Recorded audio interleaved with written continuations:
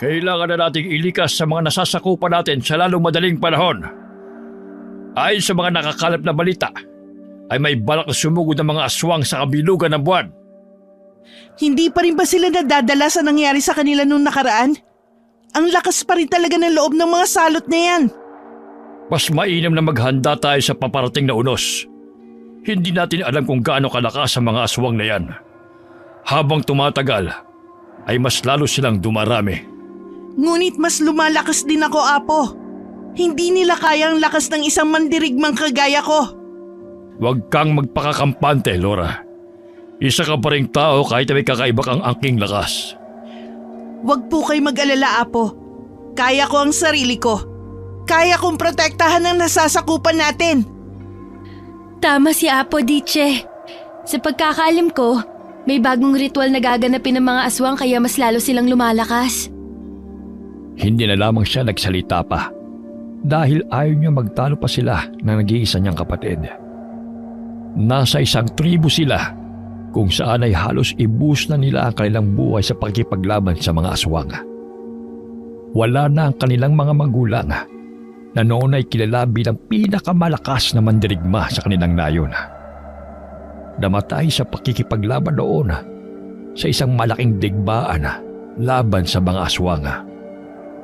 Bata pa lamang si Laura noon, ngunit sariwa pa rin sa kanyang alaala ang walang awang pagpaslang ng mga aswang sa kanyang mga magulang.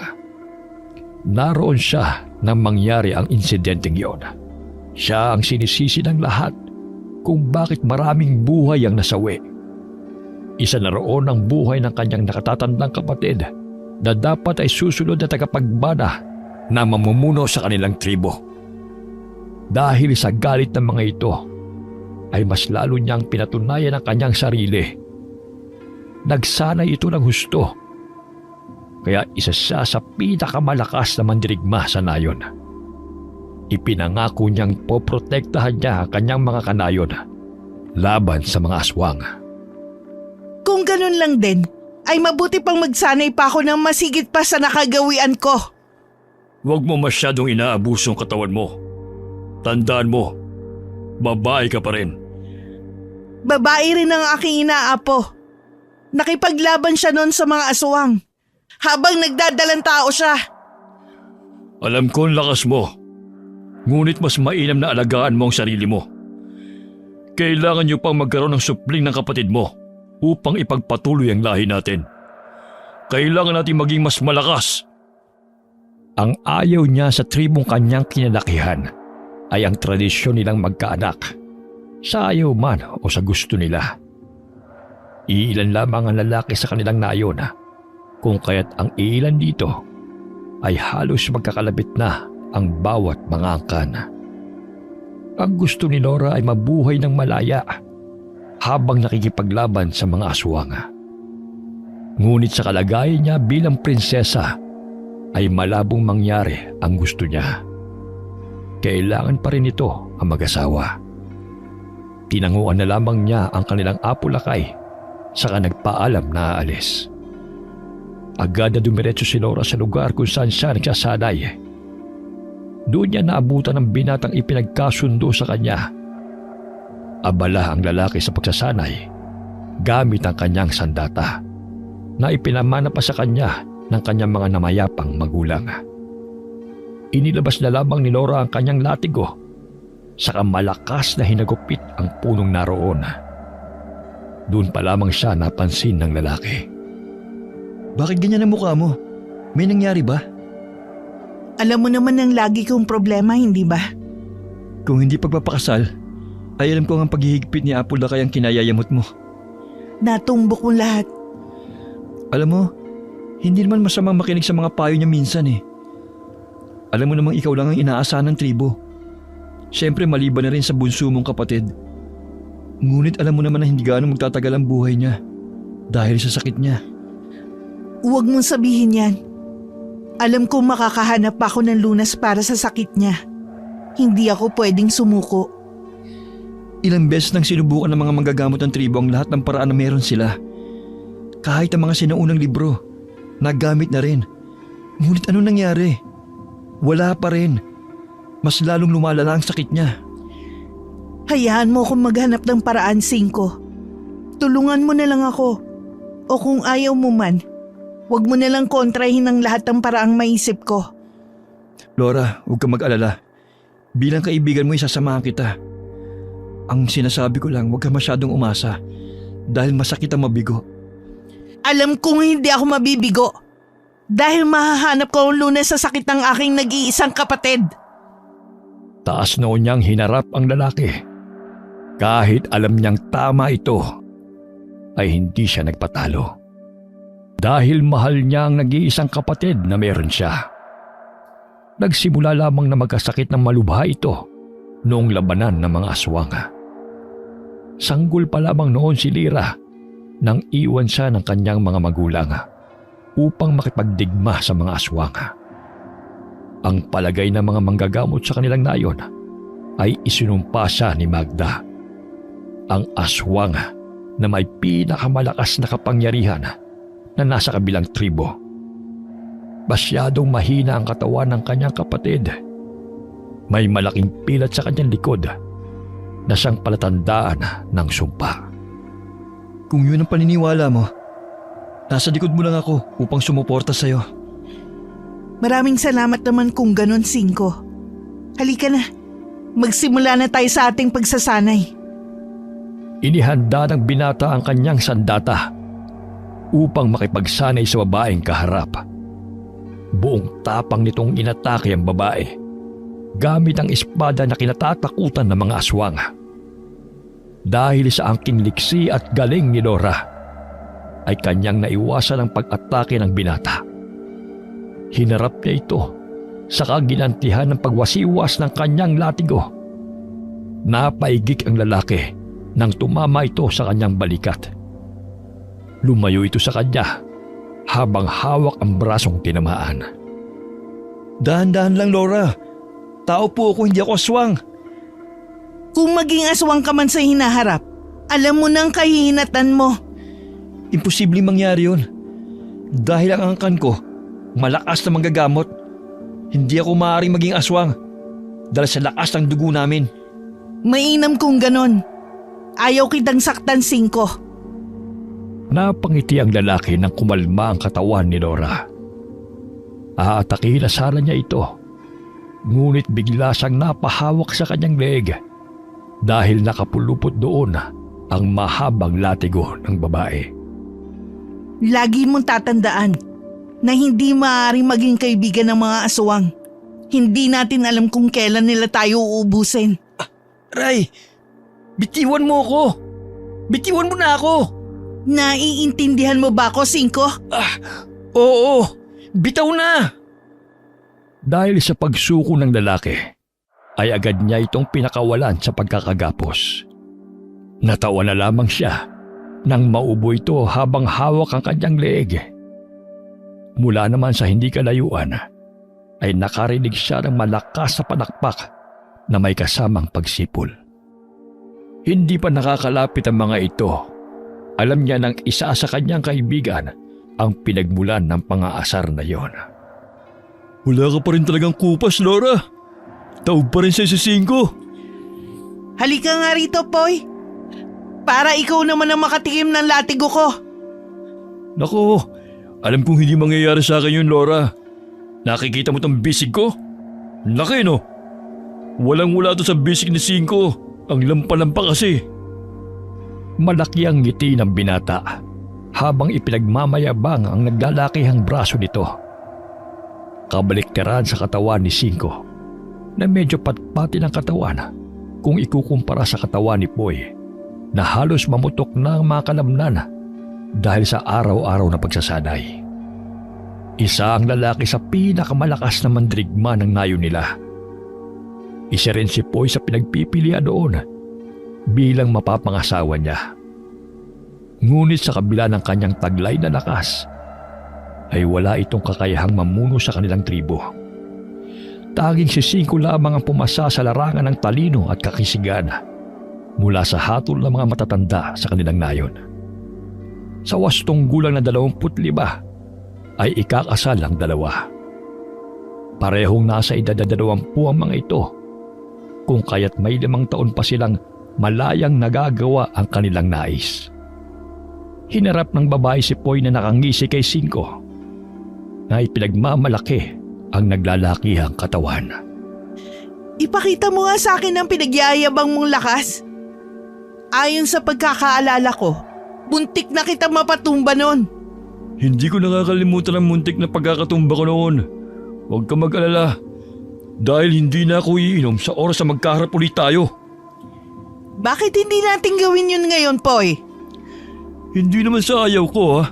Hindi lang talaga ako pwede ngayon. Bakit? Natatakot ka bang matalo ulit?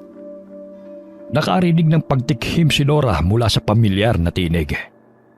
Nang lingunin niya yon, si Apo Lakay ang bumungad sa kanya. Dahil may ipapagawa ako kay Poy, Nora. Narinig mo yun? May ipapagawa sa akin si Apo. Kaya naman sa kasamang palad, hindi kita malalabanan ngayon. Ang dami mong palusot. Aminin mo na kasi na natatakot ka lang na matalo kita. Hindi totoo yan. Napailing na lamang ang matanda habang hawak ang kanyang tungkod. Tinignan nito si Cinco na hindi pa rin nakakabawi sa pagkakapulupot ng latigo sa kanyang leeg. Nakaupo pa rin ito sa damuhan habang hawak ang leeg dahil sa sakit na tinamo. Kailangan mo ba ng tulong, Cinco? Ayos lang po ako, Apo. Nabigla lang ako sa naging laban namin ni Laura kanina. Sus, palusot ka rin eh. Ang sabihin mo, natalo ka talaga ng babae.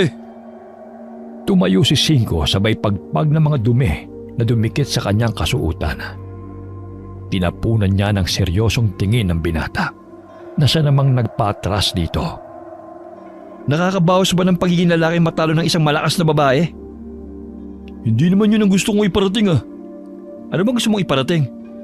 Gayong malinaw naman na ipinapahiwatig mong nakakahiyang matalo ng isang babae. O siya, tama na. Baka kayo naman mamaya magtunggalin yan. Tulungan niyo na lamang ako sa pinapagawa kong bakod sa may bandang gubat. Hindi ganong malakas ang proteksyon natin sa lugar na yon. Tutulong ako, Apo. Kahit nga po ako na ang gumawa para makapunta na rin ako ng gubat. Hindi maaari, Laura. Tanging ang mga kalalakihan lamang ang pinapayagan kong pumunta sa lugar na yon. Puntahan mo na lamang ang iyong kapatid na abala sa paggawa ng mga gagamitin natin panlunas sa mga sugat ng ating mga mandirigma. Mas pipiliin ko na lang po na makipaglaban sa mga aswang kesa umupo sa kubo ng buong araw para sa pagdidikdik ng mga halamang gamot na yon. Bilang susunod na pinuno, ay dapat marunong ka sa mga simpleng gawain na gaya nun upang mailigtas mo ang iyong mga nasasakupan. Kaya ko po silang iligtas sa pamamagitan ng pakikipaglaban. Tinapik-tapik ni Poy ang kanyang balikat na siyang kinainis nito. Alam niyang pang-aasar lamang yun sa kanya ng binata sa tuwing pinagsasabihan siya ni Apo Lakay. Pumunta ka na kung nasaan ang iyong kapatid, Laura. Tulungan mo na siya ron. Kami naman ang mga binatang ito ay lalakad na.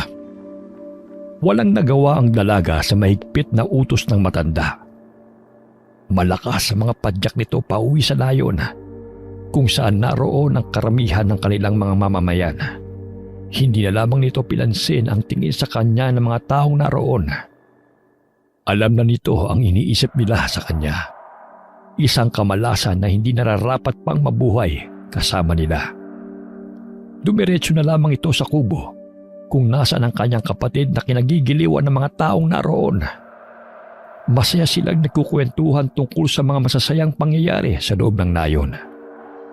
Nang makita siya ng mga ito, ay agad silang nagpaalam kay Lira. Ipinagkibit malikat na lamang nito ang kanilang reaksyon. Nakangiting hinarap siya ng kanyang kapatid na abala sa paggawa ng mga gamot. Tapos na ba ang pagsasanay mo, Diche? Gustuhin ko mang hindi matapos yon. Wala na akong magagawa. Lalo na't si Apo Lakay ang nagpahinto sa akin. Pinapunta ka ba niya rito upang tulungan ako? Ano pa nga ba? Wala na akong magagawa. Utos niya. Hindi ka naman basta-bastang napapasunod ng kahit sino, Diche. Kung gugustuhin mo naman, alam ko magdedesisyon kang mag-isa. At naroon ka na sa gubat kasama nila. Sana talaga ordinaryong tao na lang si Apo. Kahit na ano kasing gawin kong pagtutol sa mga utos niya, bigla na lang ako napapasunod. Hindi ko alam kung anong orasyon ang ginagawa niya sa akin. Masyado kasing malakas ang dugo ni Apo na nananalaytay sa mga ugat mo. Malakas ang koneksyon yung dalawa. Kaya isang utos niya lang, napapasunod ka kagad. Napabuntong hininga na lamang si Nora habang mabilis na dinidikdik ang dahon ng makabuhay. Mabisa na panlaban daw yun sa mga aswang. Walang interes sa ganung bagay si Nora. Ang tanging nasa isip nito ay ang pagpuksa sa mga aswang na naging sanhi ng pagkawala ng kanyang mga magulang, maging ng sumpa sa kanilang lahi. Sa oras na makagawa ng pinakamalakas na pangontra ang kanyang apo, ay alam niyang wala nang kawala ang mga aswang sa kanya. Uubusin nito ang kanilang mga lahi. Wala siyang ititira kahit na isa. Mahinang tinapig siya ng kanyang kapatid na nagpabalik sa kanya sa ulirat. Ayos ka lang ba, Diche? Ha? Oo naman. Bakit ako hindi magiging ayos? Grabe naman ang pagdiktik mo sa dahong yan. Halos wala nang matira. Doon lamang tumigil si Nora sa kanyang ginagawa. Inilapag niya ang gamit nito sa isang tabi, saka napabuntong hininga ng malalim. Ganun na ba ako kasamang anak, Lira? Anong ibig mong sabihin, Diche? Hindi ko naman sinasadya ang nangyari nun. Bakit mo yan iniisip ngayon? May nangyari ba? Wala naman. Ngunit ang tingin ng karamihan sa akin tuwing dadaan ako. Parang isang nakakahawang sakit. Ayaw nila akong lapitan. O maski ngitian man lang. Kailan ka pa nagkaroon ng pakialam sa mga sasabihin nila? Nakakapagod na kasi ang ganito, Lira. Paano na lang kung ako ng pinuno ng nayong ito? Paano na ang mga nasasakupan ko? Kung ako mismo ang problema nila. Ayoko magkagulo ang tribo natin dahil sa akin. Naku, huwag mo na lang sila pansinin. Hamak na mas malakas ka sa kanila. Dahil sa'yo nananatiling ligtas ang nayon natin. Kaya alam ko na magiging isang magaling at malakas na pinuno ka. Naniniwala ako sa'yo, Diche.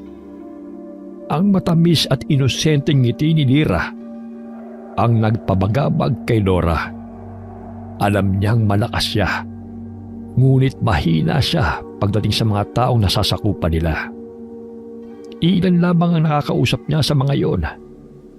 Karamihan pa sa kanila ay ang mga mandirigma ng kanilang tribo.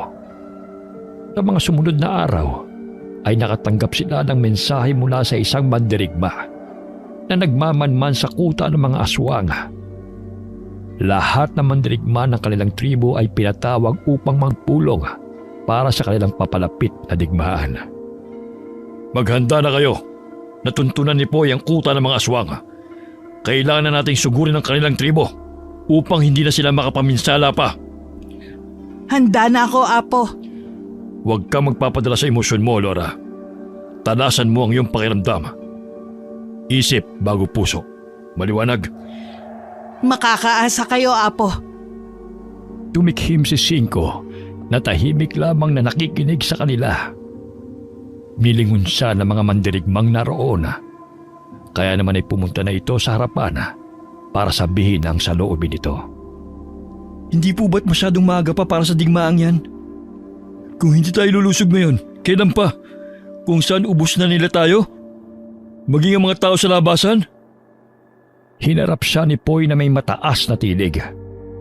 Ang mga taong nasa labasan ay tinuturing nilang nasa sibilisasyon dahil na rin sa nakasanayan nila na maniraan sa isang liblib na lugar ay wala na rin nangahas na lumabas pa sa kanilang nayon. Base kasi sa ulat mo, pati na ng isa natin mandirigma ay mas lalo silang lumalakas. Ngunit gaano ba kalakas? Dapat ba nating ibuwis ang buhay ng ating mga malalakas na mandirigma para sa hindi siguradong ulat? Naroon din ako sa lugar na yun, Cinco. Alam kong mas malakas tayo sa kanila. Kaya habang maaga pa, dapat na natin silang tapusin. Paano ang mga inosenteng aswang na naninirahan sa lugar na yon? Walang inosenteng aswang, Cinco. Lahat sila ay mga halimaw. Baka nakakalimutan mo na sila ang dahilan kung bakit namatay ang mga magulang mo. O baka may gusto ka bang sisihin sa nangyaring yon?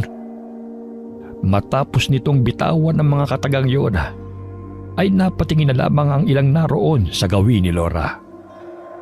Hindi ito nagpakita ng kung anumang kahinaan sa kanila. Bagkus ay itinaas nito ang kanyang noo, saka sinalubong ang mga tingin ng mga ito. Napayuko na lamang sila, maging si Poy na noon lamang napagtanto ang kanyang sinabi. Pasensya ka na, Laura. Hindi ko sinasadya. Ang alin, Poy? Nagmaang-maangan ito na para bang hindi siya apektado sa sinabi ng lalaki. Si Cinco na ang kusang pumagitna sa usapan na labis na ipinagpasalamat ni Laura. Maging makatwiran tayo sa pag-iisip, Poy. Sa ilang taon natin pakikipaglaban sa mga aswang, tanging pagiging halimaw lang nila ang nakikita natin. Paano na lang kung ganun din ang tingin nila sa atin? Hindi na mahalaga ang iisipin nila. Sila ang nakapinsala sa buhay natin. Kaya sila ang dapat managot sa ganting gagawin natin. Hindi pa rin ako pabor sa katwiran mo, Poy. Hindi natin lubusan alam ang buhay nila. Maging ang kakayahan nila. Kung ayaw mong lumaban dahil nababahag ang buntot mo, huwag ka nang sumama. Hindi namin kailangan ng isang duwag na kagaya mo. Ano sinabi mo? Malakas na itinulak ni Cinco si Poy na siya lamang nagbigay ng dahilan ng akmang pagsuntok sa kanya ng lalaki. Hindi na nito naipadapo ang kanyang kamao sa mukha ni Cinco nang pinatunog ng matandang lakay ang kanyang baston. Napayuko na lamang sila, maging si Nora. Senyalis yun na hindi nagustuhan ng lakay ang kanyang nasaksihan. Maaari magpataw ng parusa ang kanilang pinuno sa kahit na anong paraan. Yun ang iniiwasan ng lahat ng naroon dahil saksi sila kung paano bawian ng buhay ang isang mandirigma dahil sa pagsuway nito sa utos. Ako na magpapasya kung anong susunod nating gagawin. Susugod tayo bukas ng gabi. Kaya naman ang lahat ng mandirigmang matatapang ay maghanda na para sa gagawin natin paglusob. Handa na po ako, Apo. Handa na kami. Hindi ba mga kasama? Sabay-sabay na sumagot ng pagsang-ayon ng lahat. Kaya naman ay mayabang na tinignan ni Poy si Cinco. Natahimik lamang na nakahalukip-kip sa isang tabi. Humayo na kayo para maghanda ng kakailanganin sa digmaan bukas. Masusunod, Apo. Mga kasama, halina kayo. Ikaw naman, Cinco. Manatili ka muna rito. May mahalaga tayong pag-uusapan. Napangisi na lamang si Poy bago umalis sa lugar na yun kasama ang mga mandirigma. Nagpaiwan na lamang si Nora upang makinig sa kanilang usapan. Hindi yun inalintana ng matanda dahil agad nitong kinausap si Cinco nang tuluyan ng makalabas ang mga mandirigma. Bumabagabag ba sa'yo ang gagawin natin, Cinco? Kung sasabihin ko po bang oo, hindi na tayo susugod. Kailangan natin silang maunahan. Kung may pag-aalinlangan ka, maaari kang manatili na lamang sa nayon. Kaya ko pong ibuhos ang buhay ko alang-alang sa kaligtasan nating lahat. Ngunit ibang pakiramdam ko sa gagawin nating hakbang. Kaya nagustuhan ka ng mga matatanda dahil sa angking talino mo. Huwag kang mag-alala, Cinco. Alam kong magtatagumpay tayo sa gagawin nating hakbang. Tahimik lamang na napatango ang binata. Tinignan siya nito sa mata. Kaya naman ay agad na napaiwas si Nora. Alam niyang humihingi ito ng tulong sa kanya upang pigilan ang paparating na digmaan. Gusto na rin matapos ni Nora ang labanang iyon. Kaya naman ay hindi na siya nagsalita pa para kumbinsihin ang apo. Kinabukasan, nakahanda na ang lahat para sa pagsalakay. Si Poy ang nanguna patungo sa kuta ng mga aswang. Tahimik lamang sila na nakasulod ni Cinco sa hulihan ng hanay ng mga mandirigma. Pwede kang manatili sa nayon kung hindi ka talaga mapalagay sa gagawin natin. Ano bang naulinigan ko? Nasa pupuntahan nating kuta ang librong itim na maaari makagamot sa sakit ng iyong kapatid. Bakit mo sinasabi sa akin to, Cinco? Gusto kitang tulungan, Laura. Kaya ako sumama kahit hindi ako sang-ayon dahil gusto kong tulungan kang makamit ang ninanais mo. Sigurado ka ba sa narinig mo? Saan natin pwedeng makuha ang librong itim na yon? Si Apulakay na mismo nagsabi. Si Poy ang inatasan nilang kumuha ng librong yon. Ngunit alam kong wala silang balak na ipaalam sa'yo ang plano nila. Nagtatakang napatingin na lamang si Nora sa lalaki. May inilabas itong maliit na papel. Saka ibinigay sa kanya na agad naman itong tinanggap. Mapa yan kung saan naroon ang libro. Sasamahan kita patungo sa lugar na yan. Kailangan lang natin mauna sa kanila upang hindi nila mapansin na doon natin balak na pumunta. Maraming salamat sa tulong mo, Cinco. Habang buhay kong tatanawing isang malaking utang na loob ang gagawin natin. Saka ka na magpasalamat kapag nakuha na natin ang librong yon. Ninitian na lamang niya ito ng tipid. Saka tumigil sa kanilang paglalakad nang tumigil ang mga mandirigmang nasa unahan nila. Sumenya si Poy na naroon na sila sa lugar. Kaya naman ay naghiwa-hiwalay ang mga ito para pumwesto sa kanilang gagawing pag-atake. Hindi sumunod sina Cinco sa nakatakdang plano. Bagkus ay sumunod ito kay Nora na hawak ang mapa papunta sa isang malaking altar kung saan naroon ang librong itim. Dapit hapon na yon, kung kaya't maliksi ang kanilang mga kilos dahil na rin sa panganib na nakaabang sa kanilang buhay sa oras na magkamali sila ng hakbang. Narinig ng mga ito ang alulong ng iba't ibang uri ng hayop. Tanda ng nalalapit na pag-atake na gagawin ng kanilang mga kasamahan. Bilisan mo, Cinco. Kailangan natin makabalik bago pa nila mapansin na wala tayo sa ating pwesto. Dito tayo dumaan sa kakahuyan para makarating kagad tayo ron. Sinaulo mo ba ang mapa? Parang alam mo na ang pasikot-sikot sa lugar na to. Hindi ako sigurado. Ngunit sa palagay ko, parang nakapunta na ako rito eh. Agad na hinablot ni Laura si Cinco sa isang silid. Sinenyasan niya sa isang gawi ang lalaki, kung saan naramdaman niya na may paparating. Hindi nga ito nagkamali. Dahil sa hindi kalayuan ay narinig niya ang pag-uusap ng mga paparating. Batid kong nalalapit na ang paglusob ng mga mandirigma. Kailangan nating lakasan ang ating proteksyon sa lugar na ito. Halos ubusin na nila ang ating mga kuta. Sabihin mo kay Magda na kailangan niyang ilikas ang librong itim sa lalong madaling panahon. Tinignang mabuti ni Laura ang papalayong bulto ng mga tao. Sa unang tingin ay aakalaing normal na tao lamang ang mga iyon. Ngunit iba ang pakiramdam ni Laura sa tindig at amoy ng mga ito. Malakas ang pagiging aswang nila. Sundan natin sila, Cinco. Sigurado ka ba nasusugod ka na? Malapit na ang ikatlong alulong ng mga hayop. Kailangan natin magmadali. Maingat na sinundan nila ang mga aswang na dumaan. Halos hindi na nila maaninag ang kanilang daanan dahil walang gaanong liwanag sa parte ng gubat na yon. Pinatalas na lamang nila ang kanilang pakiramdam hanggang sa marating ang lugar kung saan nakatago ang librong itim. Napangisi na lamang si Nora nang makita niyang walang bantay sa kubo kung saan nakatago ang librong itim. Matalino ang mga aswang dahil iniwasan nilang makakuha ng atensyon sa pamamagitan ng hindi paglalagay ng mga bantay sa kubo na yon. Narinig niya ang mahinang pag-ismid ni Cinco, kaya naman nilingon niya ito nang may pagtatanong sa kanyang mukha. Akala siguro nila mga tanga tayo. Kahit hindi nila lagyan ng bantay ang kubong yan, mararamdaman naman natin ang kanilang presensya sa paligid. Napansin mo rin pala. Kaya mo bang lansihin ng mga yon? Ang ibig mo bang sabihin, magpapahabol ako sa kanila upang makapasok ka sa kubong yan? Ganun na nga. Kung yan ang gusto mo, sige gagawin ko. Hindi ako magtatagal.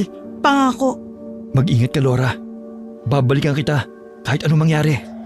Maraming salamat, Cinco. Hindi ko makakalimutan ang gagawin mong to. Mamaya ka na magpasalamat kapag nakaalis na tayo ng ligtas sa lugar na to. Hinalikan ng lalaki ang noo ni Laura. Saka mabilis na nilisan ang lugar na yon. Napansin siya ng ilang aswang na nakatayo malapit sa kubo. Kaya agad siyang hinabol ng mga ito.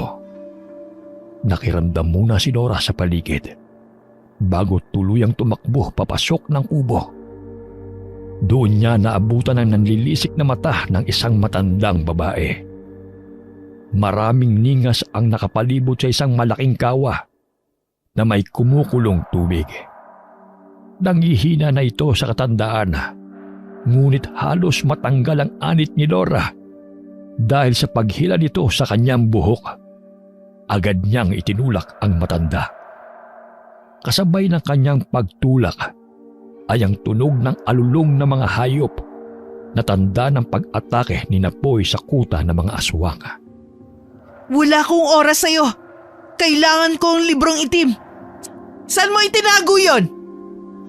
Ikum lamang ang bibig ng matanda na balak sana siyang kalmutin sa mukha gamit ang mahahabang kuko nito. Ngunit agad na iniwas ni Laura ang kanyang mukha rito. Wala naman pala akong mapapala sa'yo. Tumabi ka! Hinanap nito ang mga librong itim sa aparador, maging sa mga baol na naroon. Ngunit hindi niya ito makita. Nagkakagulo na ang lugar na yon. Dahil sa hindi magkamayaw na sigawan mula sa panig ng mga tao maging ng mga aswang. Bigla na lamang bumukas ang pintuan ng kubong yun. Pumasok doon ang humihingal na si Poy, kasunod si Cinco na may duguang balikat. Laura, anong ginagawa mo rito? Bilis, Poy! Pasok! Ang dami nila! Agad ay sinara nito ang pintuan ng kubo. Tinignan lamang nila ang matandang babae na namumulang mata dahil sa galit.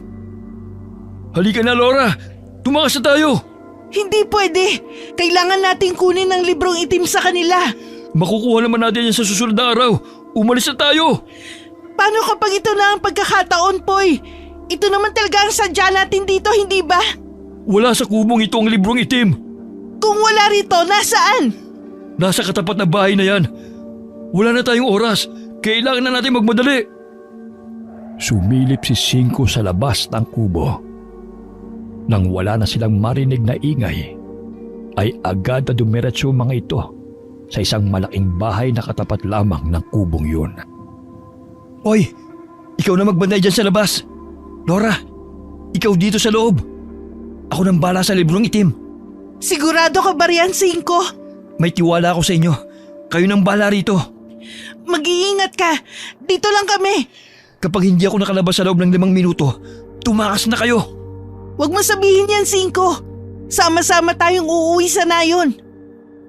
Tanging tango na lamang ang isinagot ng binata sa kanya. Dali-dali itong tumakbo papasok ng bahay. Sa isang sulok naman nakatago si Laura. Handa itong makipaglaban sa mga aswang na paparating. Nakaramdam na lamang na matinding pag-uga sa lupa si Laura. Kasabay noon ay sigaw ni Cinco na tumakas na sila. Cinco! Cinco! Poy! Poy, si Cinco! Umalis na tayo, bilis! Teka lang. Librong itim yun? Saan? Yung bang nasa altar? Nandito lang pala yan. Kunin mo na ang librong itim. Umalis na tayo sa lugar na to. Paano si Cinco? Baka buhay pa si Cinco, Poy. Kaya niya na ang sarili niya kung sakaling buhay man siya. Ang mahalaga, makuha mong librong yan kung saan isinakripisyo ni Cinco ang buhay niya. Pero, Poy! Isang mahabang ungol ang pinakawala ni Cinco na animoy nasasaktan siya. Agad na hinila ni Poy papalabas si Laura sa lugar na yon. Pagkalabas pa lamang nila sa malaking kubong yon, ay sumalubong na sa kanila ang mga bangkilan na nakapalibot sa labas ng kubo. Matalim ang tingin nito sa kanila, lalong-lalo na kay Laura na may hawak ng librong itim. Agad na iwinasiwas ni Laura ang kanyang dalang latigo na yari sa buntot pagi. Kaya naman ay napaatras ang mga ito. Ang ilan sa mga bangkilan ay nasa itaas ng puno, nagmamatsyag sa bawat galaw nila. Kulang-kulang 20 ang mga naroon. Kampante si Laura na agad nilang mapupuksa ang mga aswang na nakaharang sa kanilang daraanan. Nakarinig sila ng malakas na alulong na halos nagpadagundong sa buong lugar na yon. Parang mga pusang nabahagang mga buntot ng mga bangkilang nasa kanilang harapan.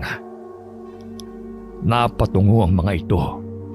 Kaya naman ay naging alerto si Laura sa paparating na nilalang. Mag-iingat ka, Laura!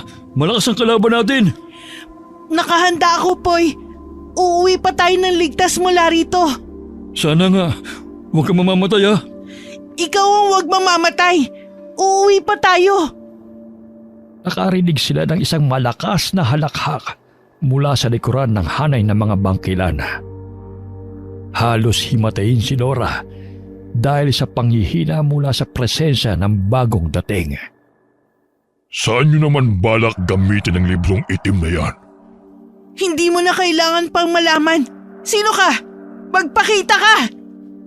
Ang may papayo ko lamang sa iyo ay huwag mo nang ilabas pa sa nayong ito ang librong yan kung ayaw mong masaktan. Nagpapatawa ka yata. Hindi ako naparito para utusan mo.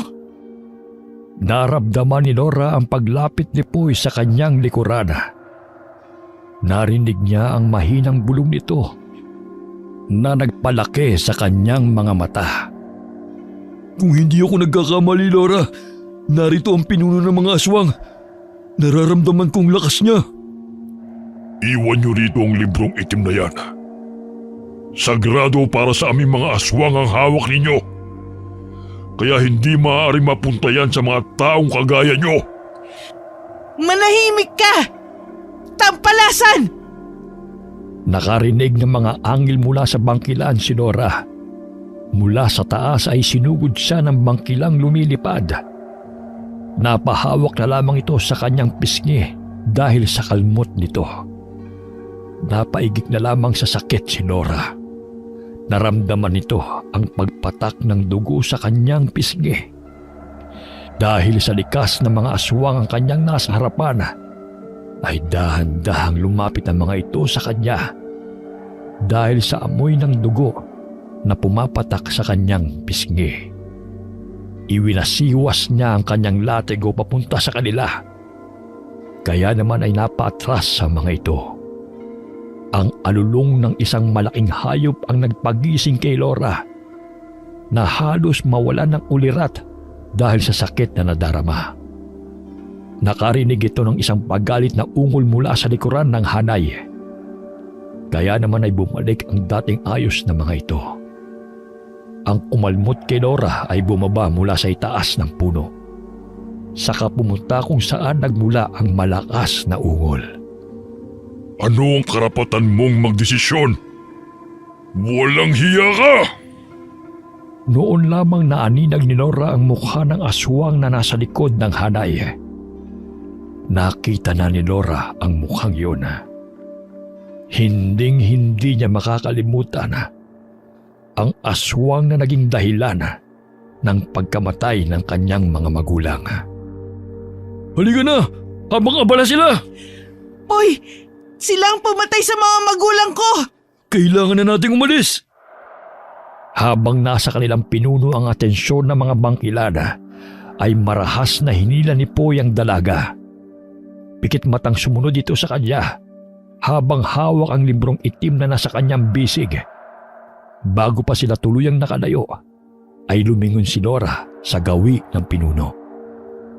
Isang malakas na sampal ang pinakawalan nito na naging dahilan ng pagkaputol ng ulo ng bangkilang umatake sa kanya.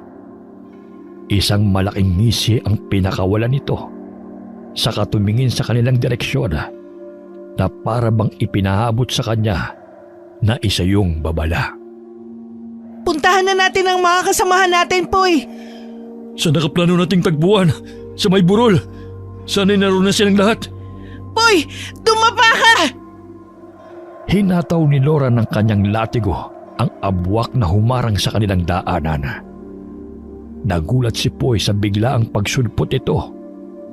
Nang makabawi ay kanyang pinaslang ng kanyang sandata ang aswang. Maraming salamat, Laura. Utang ko sa iyong buhay ko. Magmadali na tayo, Poy! Malapit na maghating gabi! Baka maabutan tayo ng mga aswang! Napatango na lamang ang lalaki bilang pagsang-ayon sa kanya. Ang liwanag ng kalahating bilog na buwan ay siyang naging gabay nila patungo sa burol kung nasaan ang mga kasamahan nito. Hingal silang nakarating sa burol kung saan naroon ang mga sugotang mandirigma. Ang ilan sa kanila ay walang malay. Ang ilang malalakas pa ay inalalayan na lamang ang mga kasamahan nilang sugatan pauwi sa kanilang nayon. Sinalubong sila ng mga nag-aalalang pamilya at kamag-anak ng mga mandirigma. Dumiretso na lamang si Laura sa kubo ng kanyang apo nang walang paalam kay Poy at sa kanilang mga kasamahan. Pagod na ibinigsak nito ang kanyang katawan sa silang kanyang unang nakita. Tiche, kanina ka pa ba? Anong nangyari sa mukha mo? Halika rito! Gagamutin kita! Ayos lang ako. Mas kailangan mong gamutin ng mga sugatan sa labas.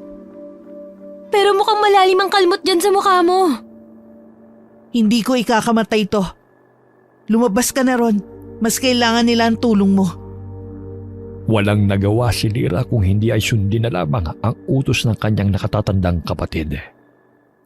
Dala-dala ang mga gamot ay agad itong lumabas ng may pag-aalala.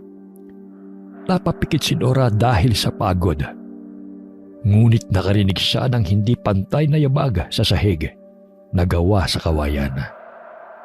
Yun ang kanyang apo. Naramdaman niya ang tahimik na pagmamasid nito sa kanya. Nariyan sa altar ang librong itim na nililihim niyo sa akin.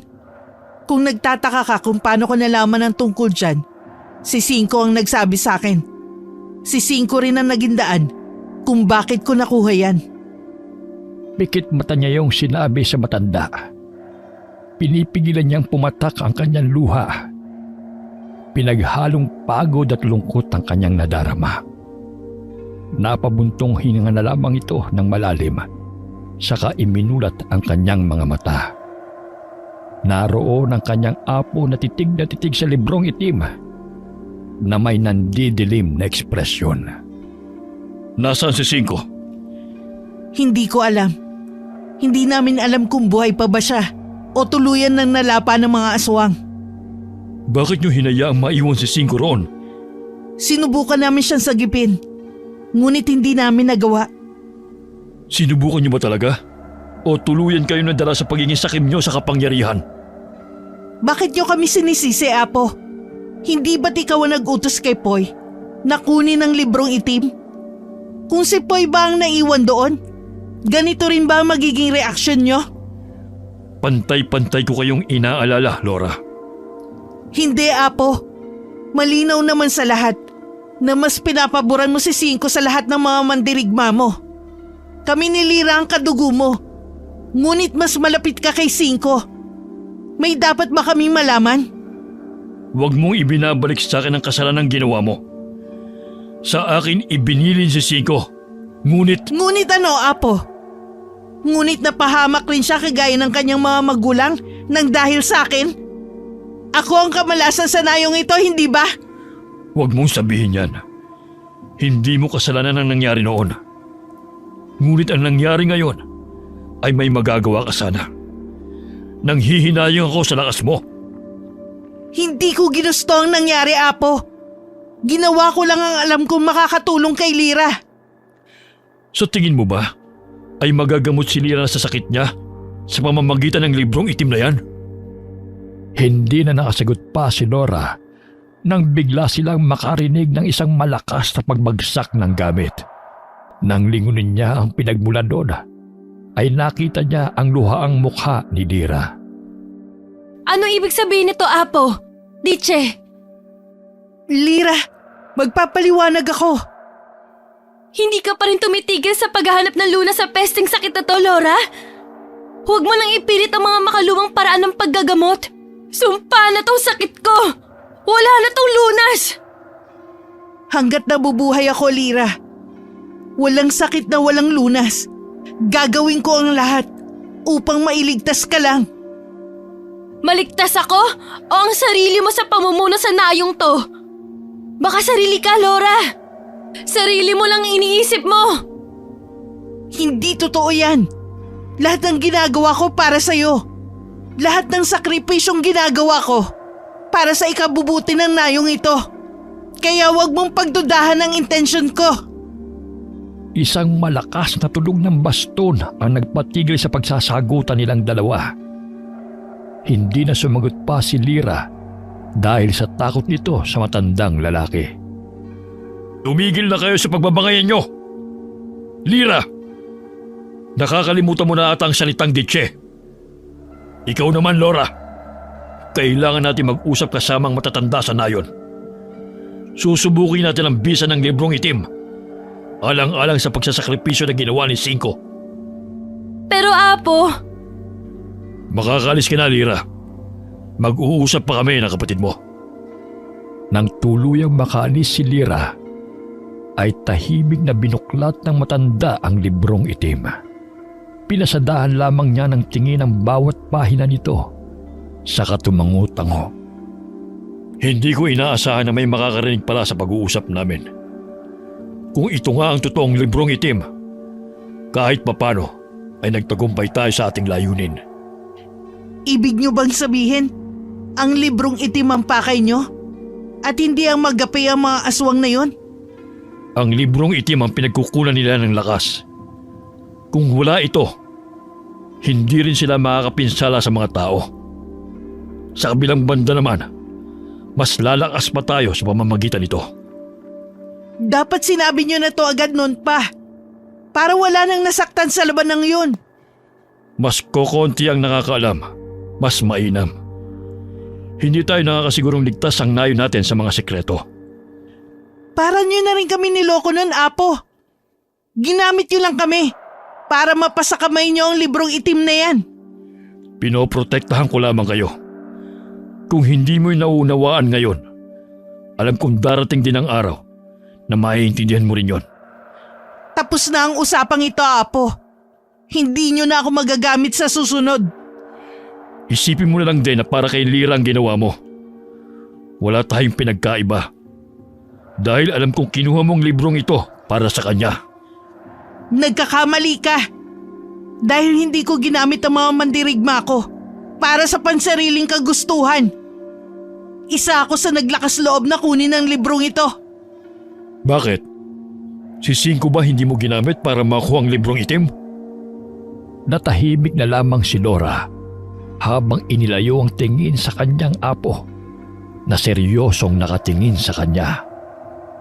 Tumayo ito sa kanyang kinauupuan. Saka kinuha ang kanyang kagamitan na nakakalat sa sahig. Tinalikuran niya ang matandang lalaki. Binalaan na kayo ni Cinco, ngunit hindi kayo nakinig. Malungkot na tura nito sa kalumabas ng kubo ng matandang pinuno. Naglakad-lakad ito sa dayon upang siyasatin ang kalagayan ng mga kasama niyang nasugatan. Matalim ang tingin sa kanya ng karamihan ng mga kababaihang naroon. Narinig niya ang mahinang bulungan ng mga iyon. Hindi nakatakas sa kanyang pandinig ang walang katapusang kabalasan. Ang sabi pa ng isang naroon ay pahamak siya at hindi pa rin nagbabago ito sa kamalasang dala. Para bang sinadya talagang iparinig sa kanya ng mga iyon ang mga katagang kanilang sinabi. Lagi niyo nilang pinagkakaisan si Laura. Wala kayo sa lugar na yon, kaya huwag kayong magsalita ng ganyan. Sinagot ng isang babae si Poy na totoo naman daw ang kanilang sinasabi. Simula pa raw noong sinilang siya ay nagsimula na ang kamalasan sa nayong yun. Tiyak pa nga raw na siya ang dahilan kung bakit hindi na nakabalik si Cinco. Walang katotohanan ng lahat ng yan. Huwag niyong sisihin si Laura dito.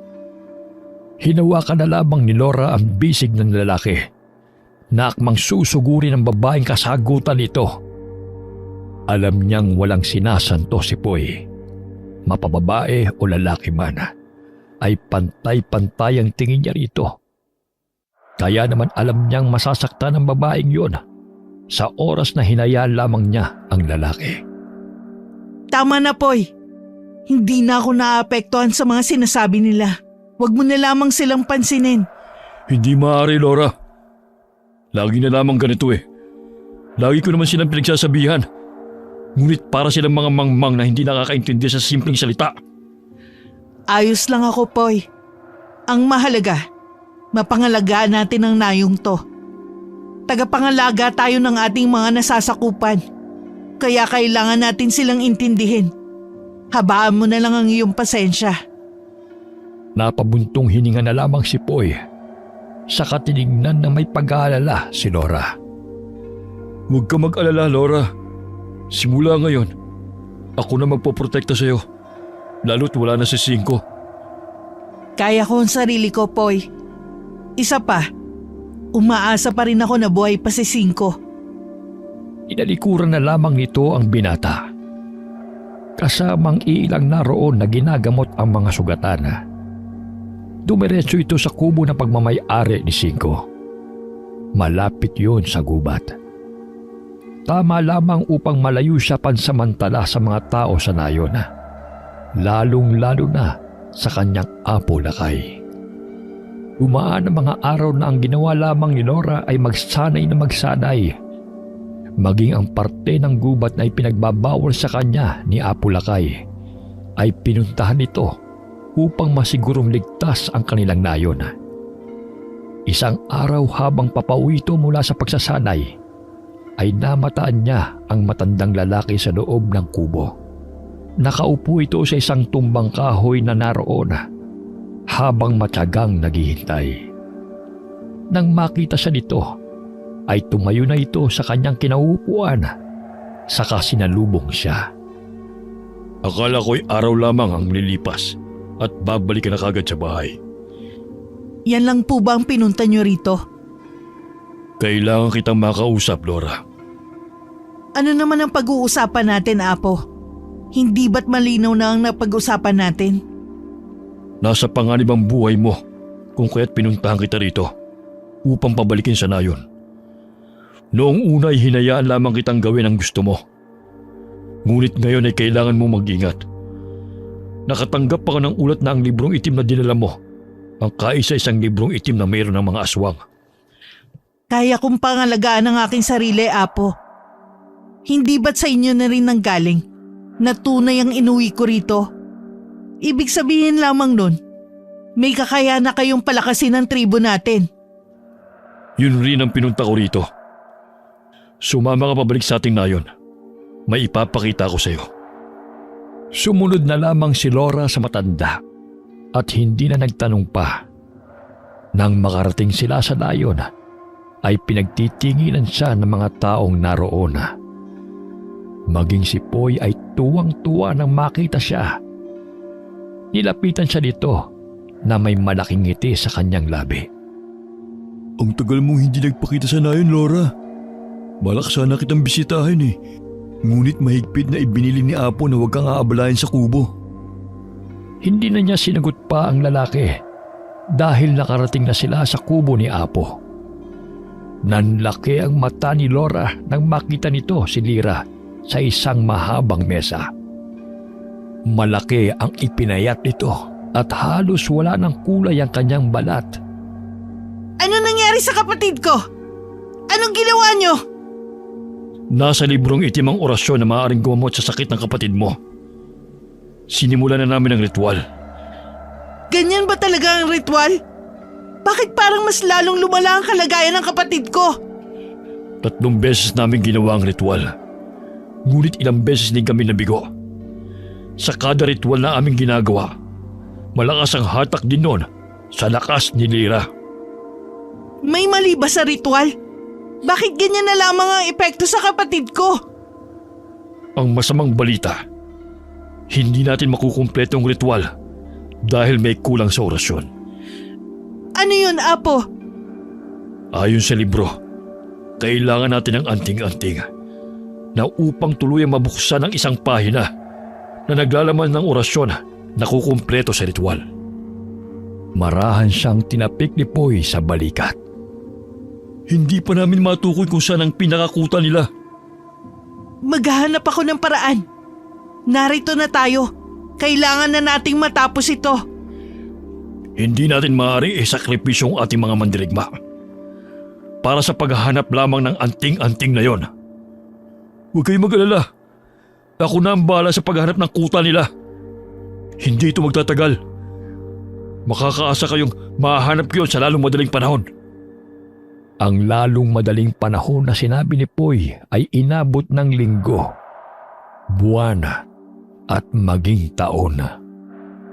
Tama ang sinabi ng kanyang apo na masyadong mahina ang mga aswang kung wala ang librong itim.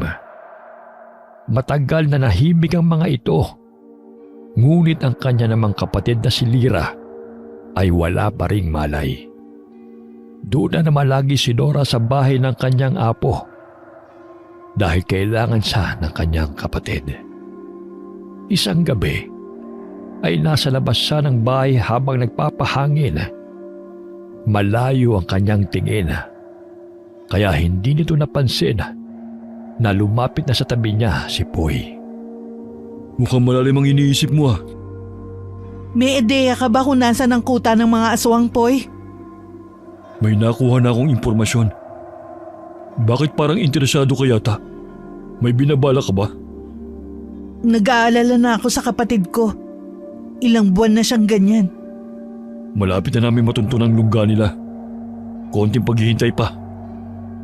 Batid ni Laura na hindi na niya kayang maghintay pa.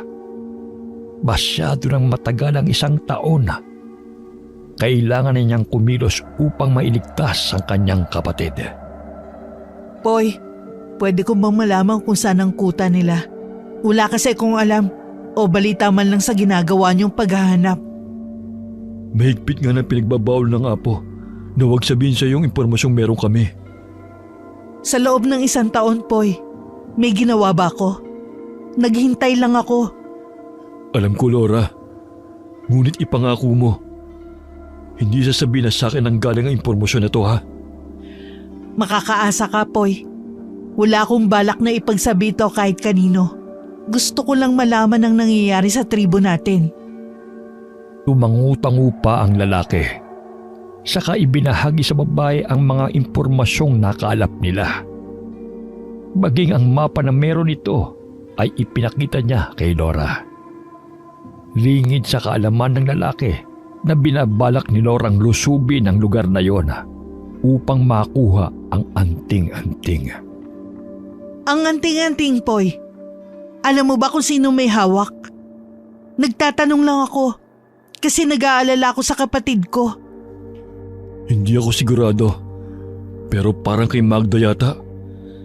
Lahat ng impormasyon ko, hindi kumpirmado ha. Kailangan pa namin puntahan ang lugar na yon sa susunod na linggo para makasiguro. Maraming salamat sa pagbabahagi nito sa akin, Poy. Malaking bagay na may alam ako sa nayon natin maging sa mga aswang. Kasi naman kung wala ka sa silid ng iyong kapatid, naroon ka naman sa kubo ni Cinco. Mabuti na lamang narito ka para ipaalam sa akin ang lahat ng yan, Poy. Matamis niyang nginityaan ng lalaki na siyang ikinapula nito. Alam ni Laura ang nangyayari sa nayong yon. Taliwas sa sinabi niya sa lalaki ang katotohanan. Alam din ito ang tungkol sa anting-anting na suot ng kanilang pinuno. Hindi si Magda ang nangangalaga noon, kung hindi si Primo mismo. Kahit na wala ang librong itim, ay malakas pa rin ang mga aswang dahil sa kwintas na yon. Agad na nagpaalam ang dalaga. Nagdahilan na lamang ito na magpapahinga siya, na agad namang hinayaan ng lalaki.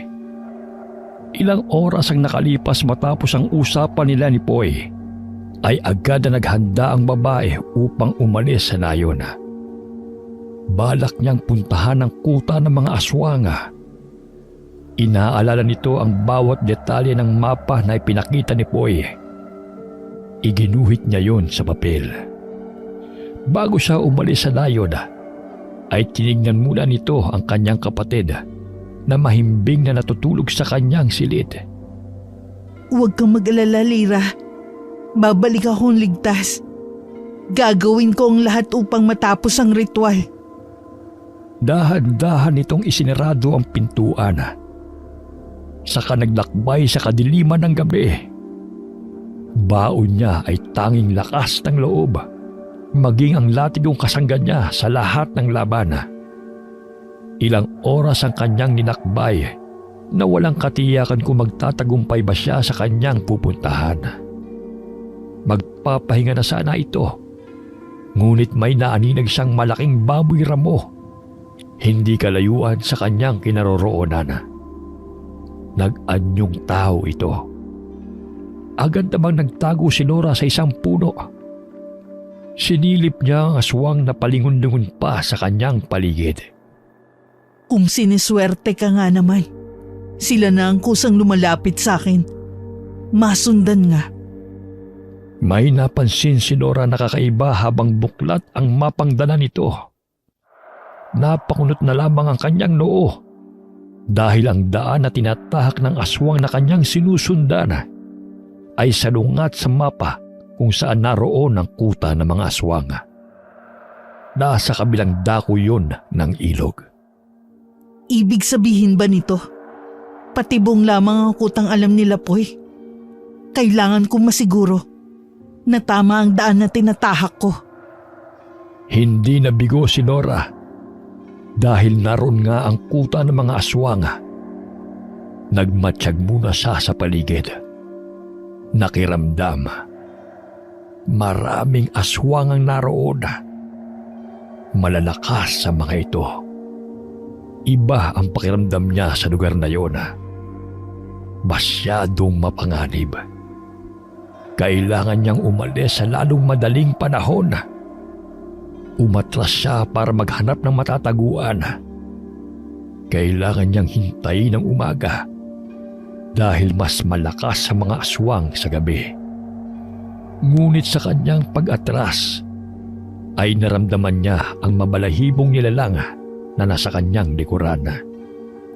Nagtaasan ang balahibo niya nang maramdaman niya ang kakaibang lakas ng nilalang na yun. Akala ko'y hindi na tayo magkikita pang muli, mahal na prinsesa. Ano ang okasyon at napadalaw ka sa aking kaharian? Dahan-dahan siyang napalingon sa kanyang likuran. Kaharap niya ang aswang na nakita niya 1 taon na nakakalipas. Yun ang kumitil sa buhay ng aswang na kumalmot sa kanyang mukha. Tinignan nito ang malaking peklat na nasa kanyang mukha. Napangiti ito sa kanyang nakita. Binasa ng aswang na yun ang mga labi nito gamit ang kanyang dila. Nakakagalit na sinira ng bangkilan ang napakaganda mong mukha, mahal na prinsesa. Huwag mo akong tawaging ganyan! Malakas na hinataw ng latigo ni Nora ang mukha ng aswang na kaharap niya. Lumayo kagad ito sa kanya. Susugurin na sana siya ng mga aswang na nasa kanyang likuran. Ngunit agad na itinaas nito ang kanyang kanang kamay para patigilin ang mga ito. Huwag kayong makialam kung ayaw niyong mawalan ng buhay. Ako lamang ang maaaring humawak sa kanya.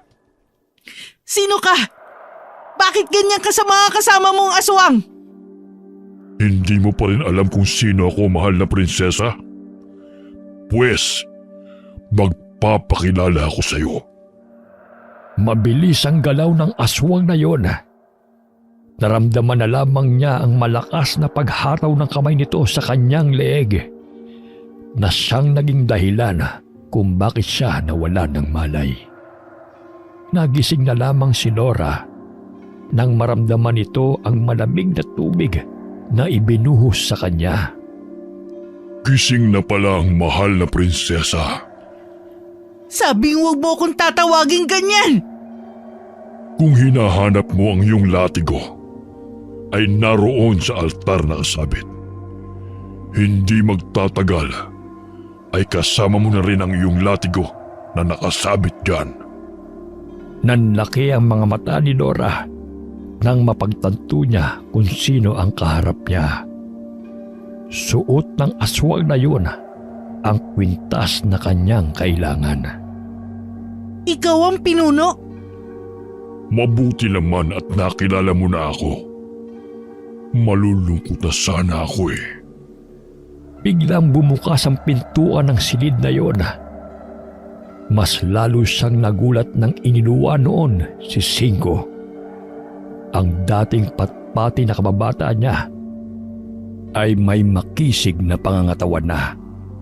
Kitang-kita ang malaking pagbabago sa katawan nito. Hindi niya alam kung anong nangyari sa kanyang kababata sa 1 taong lumipas. Cinco? Anong ginagawa ni Cinco rito? Hindi siya pinansin ito. Walang kaimo-emosyon ng kanyang mukha. Saglit lamang na tinapunan ito ng tingin si Nora. Dire-diretso itong pumunta sa harapan ng pinuno. Primo, nagawa ko ng pinag-uutos mo. Naipadala ko ng mensahe sa kuta ng mga mandirigma. Mainam.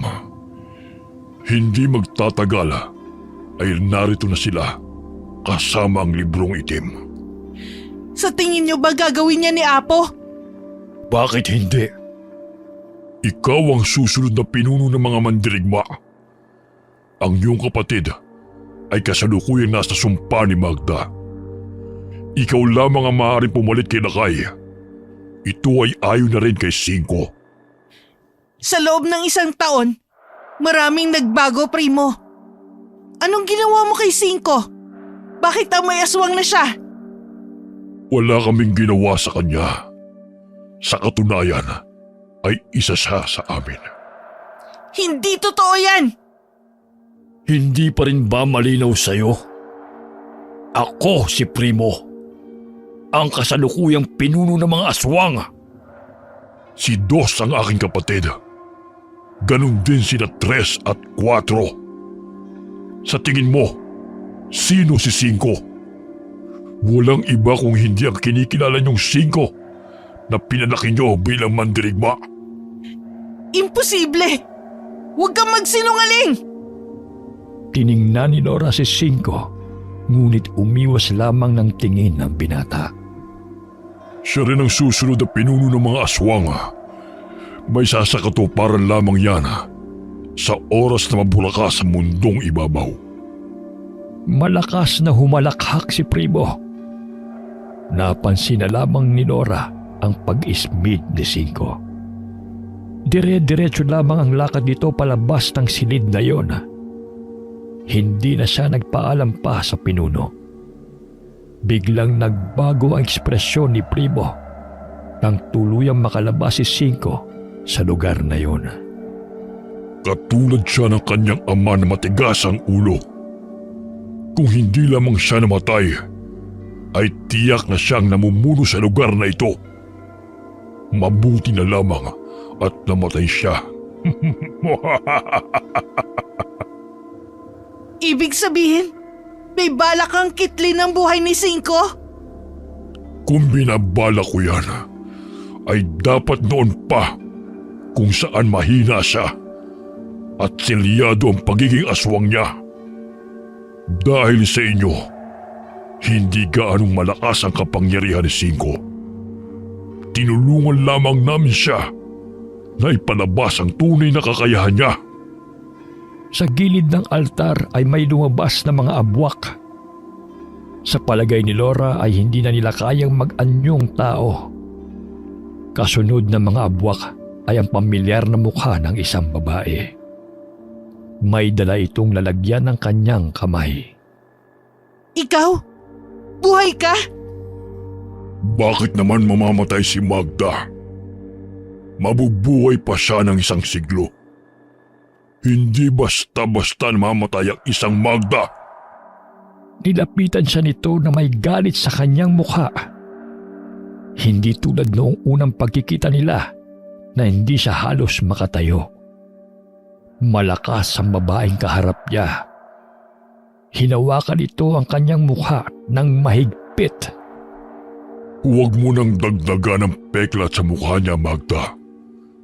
Kung hindi siya kayang iligtas ng kanyang tribo, ay pwede ko siyang maging reyna.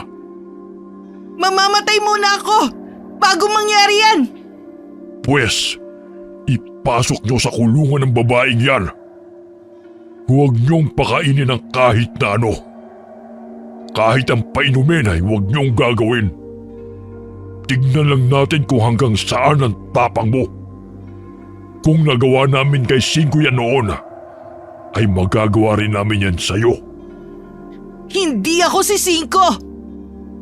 Malakas na natawa si Primo sa kanya. Kinaladkad siya ng mga bangkilang naroon. Ipinasok siya ng mga ito sa isang madilim na kwarto. Pinakiramdaman muna nito ang silid na iyon. Walang gumagalaw. Kaya tiyak si Nora na mag-isa lamang siya roon. Dahan-dahan siyang naglakad nang may matapakan siyang matigas na bagay. Ano to? Buto? Buto ng tao? Dito nila dinadala mga bihag nila. Dito rin nila ako nilagay noon. Cinco? Anong ginagawa mo rito? Ililigtas ka. Narinig ni Nora ang mahinang hagik-gik ng binata. Maya-maya pa ay nagkaroon ng liwanag sa loob ng silid. Doon lamang niya naaninag ang kabuuan ng lugar. Maraming butong nagkalat doon. Maging ang amoy ay hindi kaaya-aya. Kailangan mo nang makalis sa lugar na ito. Tumakas ka na, Nora. Hindi maaari. Dapat kasama kita. Kailangan natin bumalik sa nayon. Gustuhin ko man, hindi na pwede. Lumabas ang totoong katauhan ko, Laura. Nasa dugo ko na ang pagiging aswang. Kaya naman, hindi na ako pwedeng manirahan kasama nyo. Sumama ka sa akin, Cinco. Ikakasal pa tayo, hindi ba? Nakaplano na ang lahat para sa atin. Umiling ang lalaki. Ngumiti ito ng pilit. Ngunit mapapansin pa rin ang lungkot sa mga mata nito. Magiging mabuting asawa si Poy sa'yo. Sasagot na sana si Laura nang may iniabot si Cinco sa kanya. Yun ay ang kanyang latigo. Hindi ako maaaring umalis dahil may kailangan akong kunin sa lugar na to. Ano yun? Baka makatulong ako. Alam ko ang pasikot-sikot sa lugar na ito. Ang anting-anting. Yun ang kwintas ng pinuno ng mga aswang. Kailangan ko yun upang mailigtas ang buhay ni Lyra. Wala kay Primong hinahanap mo. Ano? Sigurado akong nasa kanya yon. Sa tingin mo ba, na kay Magda yon? Matagal nang wala rito ang kwintas na yon. May pumasok sa loob ng nayon na ito. Ang buong akala ko pa nga, kayong lumusob dito. Wala sa amin ang kwintas na yon. Matagal na naming hinahanap yon. Kung nasa amin yon, dapat matagal nang magaling si Lyra. Sigurado kung wala rito ang hinahanap mo. Marahang binuksan ni Cinco ang pintuan ng silid. Inalalayan niya palabas si Nora. Dito tayo dumaan. Abala sina Primo sa gawin yun dahil may ginagawang orasyon si Magda. Sumunod lamang ang dalaga kung saan siya dalhin ng binata. Hindi naman nagtagal ay nakarating sila sa ilog na humahati sa tribo ng mga aswanga. Hanggang dito na lamang kita mayahatid. Kailangan kong bumalik sa nayon. Hindi maaari dahil alam kong sasaktan ka nila sa oras na malaman nilang nakatakas ako. Halika na! Mahigpit na hinawakan nito ang kamay ng lalaki. May pag-aalinlangan man ay sumunod ang lalaki sa kanya. Mabilis ang naging mga hakbang nila. Nang makarating sila sa nayon, ay halos hindi na nila ito makilala dahil sa kaguluhan. Anong nangyayari dito, Laura? Hindi ko alam. Naguguluhan ako. Si Lyra! Kailangan kong mahanap si Lyra! Mabilis na tumakbo si Laura sa kubo kung nasaan ang kanyang kapatid. Ngunit halos manghina ito sa kanyang naabutan. Duguan at walang buhay ang matandang apo. Ang mga mandirigmang naroon ay nahati sa dalawang grupo. Wala na si Apo Lakay. Tiyak na napaslang na rin si Laura ng mga aswang. Si Lyra ay wala ng pag-asa pang mabuhay. Ako na ang bagong pinuno ng tribong ito. Sumagot ang isa sa mandirigmang naroon na hindi sila papayag na ang taksil na kagaya niya ang mamuno sa kanila. Hindi napansin ng mga ito ang kanilang pagdating.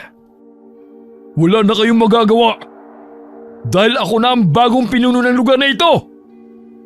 Susuguri na sana nito si Poy, ngunit naunahan na siya ni Cinco. Mabilis na sinuntok nito si Poy. Nabigla lamang ang lalaki, ngunit agad itong nakaiwas sa kamao ni Cinco. Anong ginagawa mo, Poy? Bakit? Laura? Buhay ka? Ikaw rin, Cinco? Natatawa ito na halos hindi makapaniwala sa kanyang nakikita. Kumunot ang noo ni Laura nang mapansin niya ang kwintas na suot ni Poy. Hindi kasi ito nagsusuot ng kung ano dahil isa siyang mandirigma. Sagabal raw yun sa kanila. Agad na napagtanto ni Laura ang nangyari. Ikaw ang pumasok sa nayon ng mga aswang? Matagal na palang nasa iyong anting-anting na yan. Ngunit ginawa mo kaming tanga. Matalino kayo ni Apo Lakay. Ang akala ko nga'y malalaman niyo kagad ang ginawa ko. Alam mo bang malakas ang kapangyarihan ng librong itim? Maging ng anting-anting. Nasilo ko sa kapangyarihan, Poy. Hindi ikaw yan. Nagkakamali ka, Cinco. Dahil ito ang tunay na ako. Sinugod niya si Cinco, ngunit agad na nasangga ng lalaki ang kamay nito. Sa isang taon mo sa lugar na yon, lumakas ka. Hindi ka na ang patpating si Cinco. Hindi na siya sinagot ni Cinco.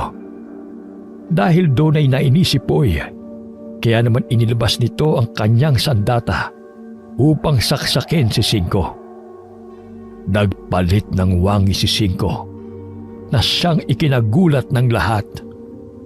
Ang nais na talunin sila, Poy, ay maghanda!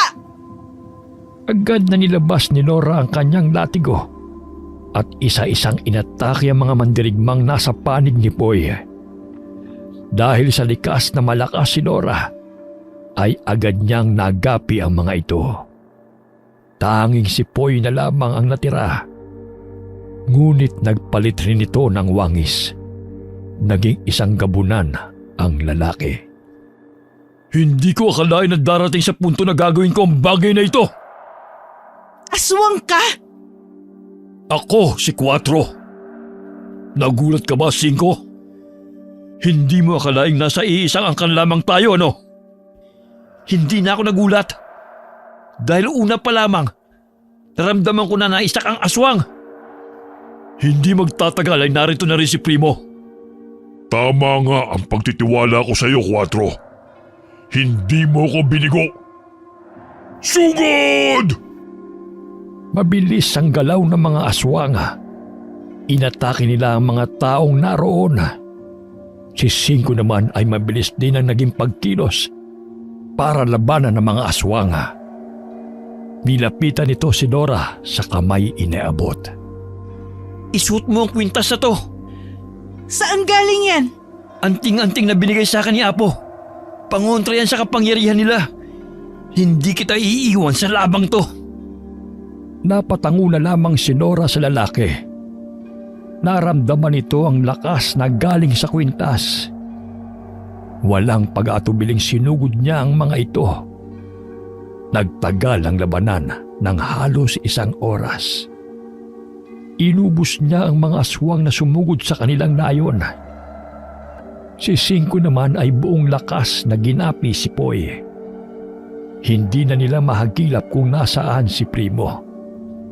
Ngunit tiyak silang nakatakas ito. Masyadong mabilis sa mga pangyayari. Hindi makapaniwala si Laura na nagapi niya ang mga ito. Ngunit alam niyang malaking tulong ang suot-suot niyang anting-anting na iyon.